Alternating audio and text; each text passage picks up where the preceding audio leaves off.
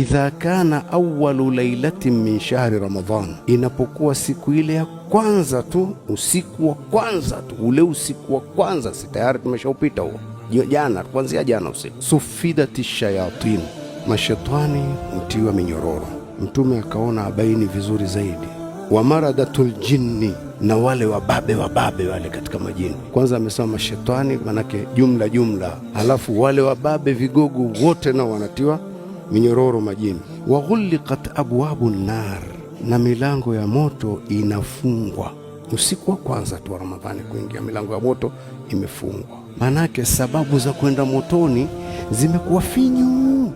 Halafu akaendelea Mtume akasema, falam yuftahu minha babu, haufunguliwi mlango wote Ramadhani nzima.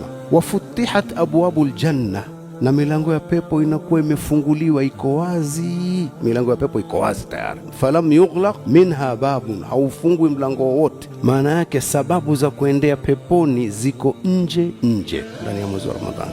Hilo tunaliona waqiia, kwa hali halisi, yani kiuhalisia. Halafu akaendelea Mtume akasema, wayunadi munadin kulla laila, na kuna mnadi wa Mwenyezi Mungu, mtu anayepiga mnada kila usiku, anasema hivi, ya baghiyal khairi aqbil, we mtaka khairi kipindi hiki sogea, elekea huku. Kila mtaka khairi tayari hii hapa, yani khairi nje kwa lugha ya mtaani. Wa ya baghiya sharri aqsir, na we mtaka shari sasa hivi hebu punguza, kata, ondoka. Akamalizia maneno haya, walillahi utaqau minan nar, na Allah amejiwekea kuna utaqau minan nar, watu watakaoachwa huru wasiingie motoni. Wadhalika fi kulli laila, hilo la kuacha kundi la watu wasiingie motoni kila usiku wa Ramadhani.